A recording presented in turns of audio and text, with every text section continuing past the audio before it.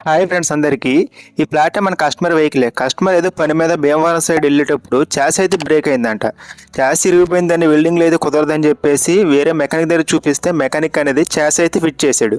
కాకపోతే బండి అయితే ఓల్డ్ మోడల్, కానీ లేటెస్ట్ చాస్ అయితే ఫిట్ అయితే చేసి ఓల్డ్ మోడల్ బైక్కి లేటెస్ట్ చాస్ అయితే సెట్ చేశాడు.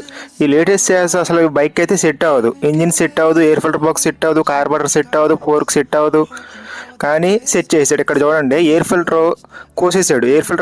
ఇక్కడ చాస్ బెండ్ చేసేసాడు. ఇంజిన్ కూడా 2 బోల్ట్ మీద ఫిట్ అయితే చేసేసాడు. ఇక్కడ చూడండి, బెడ్ బోల్ట్ ఎదరో బోల్ట్ వేసాడు, వెనకాల పక్క బోల్ట్ వేసాడు. అసలు కింద పక్క అయితే అసలు బోల్టే లేదు.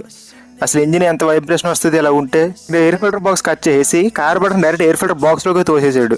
ఎయిర్ ఫిల్టర్ బాక్స్ సౌండ్ రాకుండా ఉండడం కోసం ఒక పెద్ద క్లాత్ని ఎయిర్ ఫిల్టర్ బాక్స్లో పెట్టేసి మరీ బిగించేసాడు.